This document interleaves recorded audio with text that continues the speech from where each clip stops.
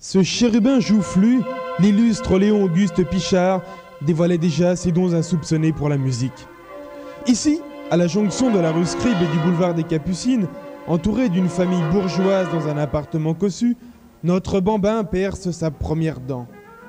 Voitures et piétons s'écoulent sur la chaussée et sur le trottoir qui luit sous la pluie de cette journée maussade de 1894. Élevé dans la plus pure tradition allemande par Gertrude Gesbier, sa première nourrice de Paris, et alimenté quotidiennement à la bouillie choucroute garnie, gare de l'Est et à la titine pression, Léon-Auguste Pichard n'allait découvrir les plaisirs de la mamelle qu'à l'âge de 18 ans et 3 mois. 1896, époque de crise. L'Allemagne préparait un événement capital qui allait bouleverser l'Europe. Gertrude Gesbier, appelée la Madelon des Frisés, est sollicitée par le général von Spiegel auprès de la troupe teutonne. Et ce fut le premier traumatisme dans la vie de Léon-Auguste Pichard. Léon-Auguste Pichard a 2 ans. Il est placé, bien malgré lui, chez Mademoiselle Sewall, sévère garde d'enfants. Il y découvrit une éducation très stricte dans ce milieu victorien.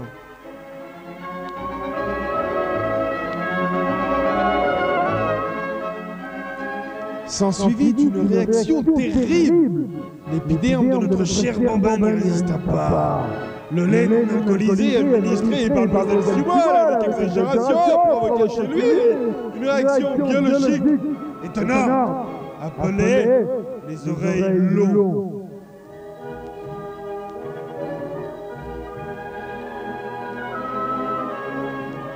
Après une longue période d'incubation, son grand-père Timothy O'Sullivan décida de le prendre avec lui et de lui faire découvrir le monde.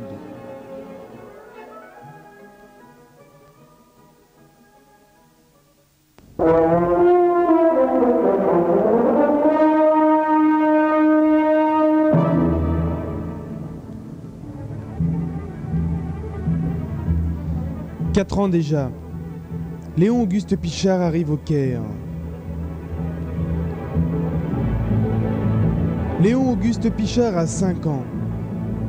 Son illustre grand-père, Timothy O'Sullivan, entouré de ses nombreux amis et collègues égyptologues, procède au baptême de son petit-fils. À cette occasion est réunie pour la circonstance toute la population, invitée à déguster le loukoum géant, reproduction exacte de la pyramide de Khéops. Document exceptionnel, on découvre ici un détail fragmentaire du loukoum du Caire. Timothy O'Sullivan prononça cette phrase historique. « Du haut de mon loukoum, 40 siècles vous contemplent. »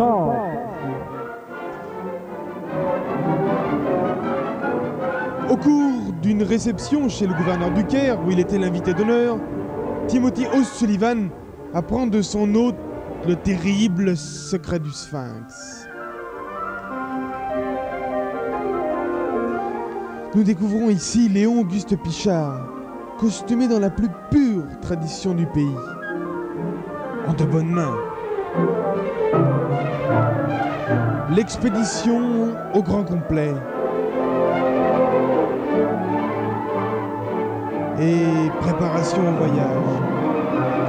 À la grande surprise générale, Timothy O'Sullivan procède au premier désensablage du Sphinx. À l'ombre des grands loukoums apparaît le Sphinx.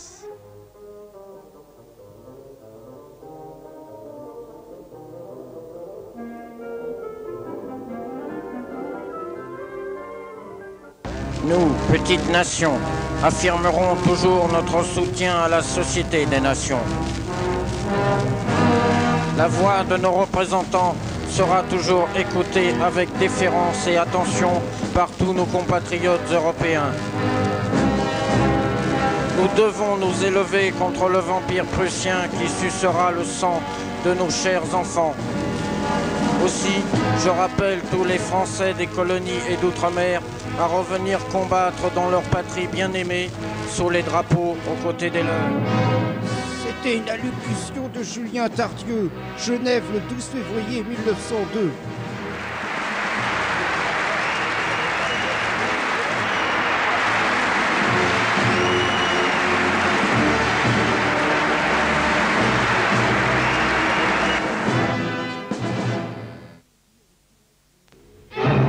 Aussitôt, Timothy O'Sullivan s'enfuit avec courage pour le Mexique, lâchement poursuivi par l'ambassadeur de France.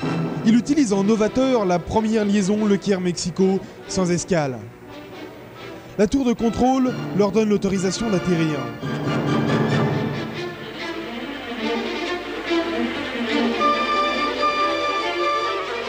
Dès son arrivée au Mexique, le jeune et infortuné Léon-Auguste Pichard est enlevé par les Indiens Huaculo. En désaccord permanent avec le trésor public mexicain, faute de payer leurs taxes d'habitation, les Huaculos sont contraints pour éviter la saisie de se détypiser. Choyé, blanchi et nourri par sa ravissante ravisseuse, première nourrice du Mexique, Chouchou Locomotive l'élèvera pendant plusieurs années. Ainsi, nous perdons momentanément la trace du jeune Léon-Auguste Pichard. Voici la lettre du 13 février 1902, lettre désespérée du grand-père de notre jeune aventurier qui jeta la famille Pichard dans l'effroi.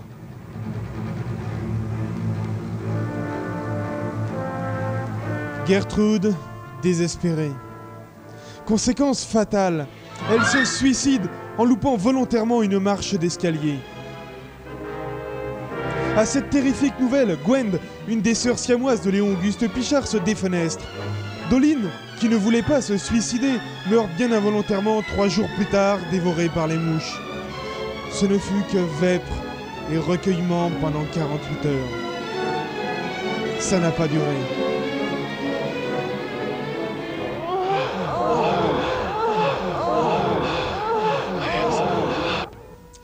« 1912. Les derniers survivants de la famille Pichard consultent par hasard l'illustre Madame Irma.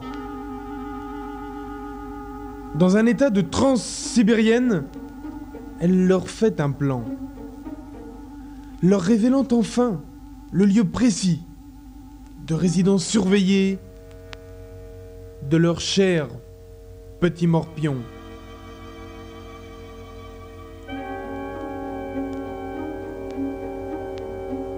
Subitement est déclenché le plan Orsec. On utilise à cette fin l'arme très secrète de la marine nationale, le Nautilus. Le bataillon Méduse remonte à la surface. Prudents, les envahisseurs se protègent des flèches meurtrières Huaculo. À l'aube, après une nuit de combats acharnés, c'est la charge de la brigade légère. C'est avec une grande admiration que Léon-Auguste Pichard regarde ses sauveurs. Il s'échappe in extremis de ces libérateurs fous, fuyant la presse et les ragots, à travers la nuit noire et angoissante.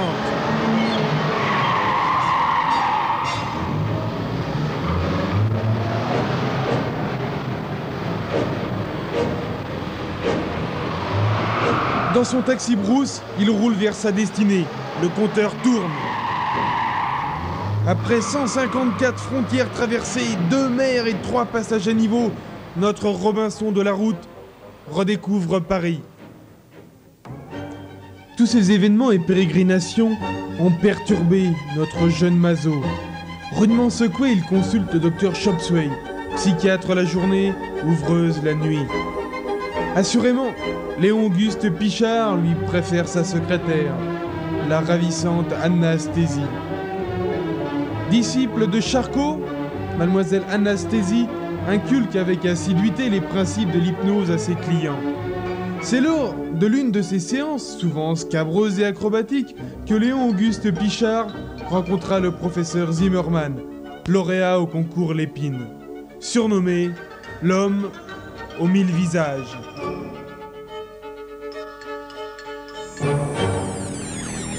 Influençant ainsi ses premières recherches novatrices.